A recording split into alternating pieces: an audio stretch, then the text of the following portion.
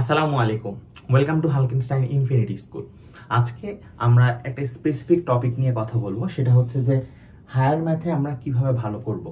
সাধারণত দেখা যায় যে আমরা 8 অবধি হচ্ছে একটা ম্যাথ বই করে আসি, কিন্তু এসএসসিতে যখন আমরা আসি, বিশেষ করে 9 এবং 10-এ, তখন আমাদের ম্যাথ বই কিন্তু হয়ে যায় দুইটা, জেনারেল ম্যাথ এবং হায়ার ম্যাথ। ঠিক আছে, সো হায়ার ম্যাথ মানে বুঝতেছো যে জিনিসগুলো একটু উচ্চতর থাকে, কঠিন একটু থাকে।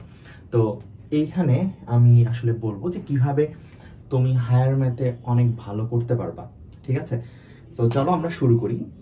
তো প্রথমে দেখো, এই যে উচ্চতর গণিত লিখে বেশ কিছু জিনিস লেখা রাখছি: প্র্যাকটিস, ভুল খুঁজে বের করা, কনসেপ্ট ক্লিয়ার, উদাহরণ কাজ, জ্যামিতির জন্য খাতা। এই প্রতিটা জিনিস কেন দরকার, ঠিক আছে, এবং হায়ার ম্যাথে ভালো করতে গেলে এর কোনো আসলে বিকল্প নাই। ঠিক আছে, তাহলে চলো আমরা প্রথম বিষয়টা নিয়ে কথা বলি। সেটা হচ্ছে এই যে কনসেপ্ট ক্লিয়ার। হায়ার ম্যাথে ভালো করতে গেলে তোমাকে অবশ্যই কনসেপ্টটা ক্লিয়ার রাখতে হবে। ঠিক আছে, এই থিওরি ক্লাস বলো এবং এই রিলেটেড যত ম্যাথ আছে তোমাকে ভালোভাবে করতে লাগবে। তুমি যদি কোনো একটা ম্যাথের কনসেপ্টটা ধরতে পারো, ঠিক আছে, তাহলে তুমি কিন্তু বাকি জিনিসগুলো ভালো মতো করতে পারবা। এর জন্য তুমি দেখো আমাদের ওয়ান স্টপ একাডেমিক প্রোগ্রাম যেগুলো আছে 9-এর জন্য, 10-এর জন্য, প্রতিটাতেই কিন্তু তোমার কম্প্যাক্ট ক্লাস দেওয়া হয়েছে, যেটাতে তোমার কনসেপ্টটা ক্লিয়ার করা হবে। ঠিক আছে, এই কনসেপ্ট ক্লিয়ার থাকলে তোমার যতই কঠিন ম্যাথ দেখ না কেন বা স্যার যতই ম্যাথ বানায় দেখ না কেন, তুমি খুব ইজিলি সেই ম্যাথগুলা করতে পারবা। ঠিক আছে, তাহলে প্রথমে আমাদের কি করতে হবে? হায়ার ম্যাথে ভালো করতে গেলে কনসেপ্টটা ক্লিয়ার রাখতে হবে। ঠিক আছে, এখন কনসেপ্ট ক্লিয়ার বলতে তুমি জিজ্ঞাসা করতে পারো যে ভাইয়া কনসেপ্ট ক্লিয়ারটা আসলে ঠিক কীরকম। যেমন ধরো, তোমাকে আমি যদি সেটের একটা উদাহরণ দিই, তোমাকে যদি বলে যে পূরক সেটটা কিভাবে বের করতে হয়, বা ইউনিয়ন কিভাবে করতে হয়, বা হচ্ছে তোমার ভেন ডায়াগ্রাম কিভাবে আঁকতে হয়, এই যে বিষয়গুলা, যেমন ধরো ভেন ডায়াগ্রাম যদি আমি এখানে একটা আঁকি, আচ্ছা এখানে একটা সেট আছে, ধরো এটা সেট আমার এ, আচ্ছা এখানে একটা সেট হচ্ছে আমার বি, তাহলে এই যে মাঝখানে যেটা আছে এই অংশটুকু, এটা হচ্ছে আমার কি হবে? A intersection B. তো এই জিনিসগুলা কিন্তু আমাকে ভালো ধারণা রাখতে হবে। ঠিক আছে, আচ্ছা তো কনসেপ্ট নিয়ে একটা মোটামুটি কথাবার্তা বললাম। এটা তোমার ত্রিকোণমিতির ক্ষেত্র প্রযোজ্য, এটা সম্ভাবনার ক্ষেত্র প্রযোজ্য। ঠিক আছে, আচ্ছা এসএসসি 26 যারা, তার মানে এখন তোমরা ক্লাস 10-এ যারা আছো, তোমাদের ক্ষেত্রে এটা একটু ডিফিকাল্ট, কারণ হচ্ছে তোমরা আগে একটা কারিকুলামে ছিলা, সেটা চেঞ্জ করে আবার পুরাতন কারিকুলামে ব্যাক গেছে। সো একটু ডিফিকাল্ট, বাট আমি বলবো ইম্পসিবল না। তোমাদের এই এক্সামের পর থেকে তোমরা চেষ্টা করো যে এই জিনিসগুলো যেগুলো বলতেছি এগুলো ফলো করা, তাহলে দেখবা যে ইনশাল্লাহ তোমরা অনেক ভালো করতেছো।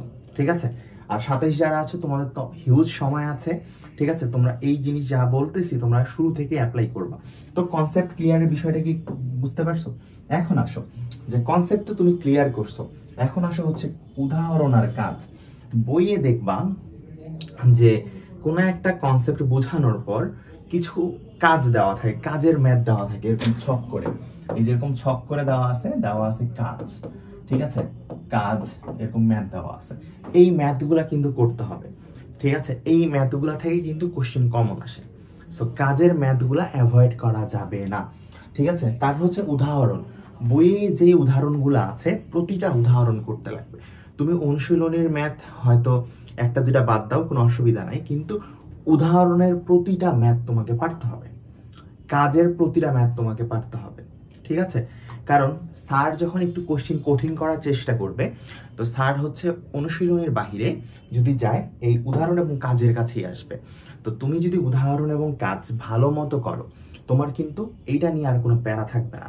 এখন আসো হচ্ছে জ্যামিতির জন্য একটা খাতা, এটা আমি শুরু থেকেই বলে আসতেছি যে জ্যামিতির জন্য একটা আলাদা খাতা করিও। ঠিক আছে, কারণ দেখো যে ধরো তুমি প্রমাণটা একটা ওয়েতে করছো, তোমার স্যার এক ওয়েতে করাইছে, কিন্তু পরীক্ষার আগে তুমি কোথায় কিভাবে প্রমাণটা করছো খুঁজে পাচ্ছ না, তো আবার তোমাকে নতুন করে প্রমাণ মুখস্থ করতে হচ্ছে আগে, পরীক্ষার আগের সপ্তাহে বলো। সো এটা অনেক ডিফিকাল্ট, এই জন্য জ্যামিতির জন্য একটা খাতা রাখবা। ঠিক আছে, যেই খাতায় হচ্ছে তোমার সম্পাদ্য উপপাদ্য প্রতিটা জিনিস একদম নিট অ্যান্ড ক্লিন ভাবে ড্র করবা। ধরো সম্পাদ্যের ক্ষেত্রে যেগুলো আছে, ধরো একটা দৈর্ঘ্য দেওয়া আছে, এই কি বলে সমষ্টি দেওয়া আছে, বাহু দেওয়া আছে, ভূমি দেওয়া আছে, কোণ দেওয়া আছে। তার ক্ষেত্রে প্রসেসটা তুমি তোমার মতো করে লিখে রাখো। দেখো গাইডে আছে, আবার তোমার মনে করো সলভ শিটে আছে, সেটা আলাদা জিনিস, কিন্তু সেই জিনিসটাকে তুমি তোমার মতো করে সাজায় লিখছো, সেটা কিন্তু তোমার বেশি ইফেক্টিভ হবে এবং তোমার বেশি মনে থাকবে। এরপরে আসো প্র্যাকটিস করা। আমরা এই জিনিসটা ঠিক মতো করতে চাই না, যে আমরা ধরো কনসেপ্ট বুঝছি, উদাহরণের ম্যাথ করছি, কিন্তু এই যে হায়ার ম্যাথের জিনিসগুলো যে রেগুলার প্র্যাকটিস করতে হবে, আমরা এই জিনিসটা করতে চাই না। যে একটা দুটা ম্যাথ করে আরে পারতেছি তো, আরে খুবই সহজ, ঠিক আছে, এই প্র্যাকটিসটা ইনকনসিস্টেন্ট হওয়া যাবে না।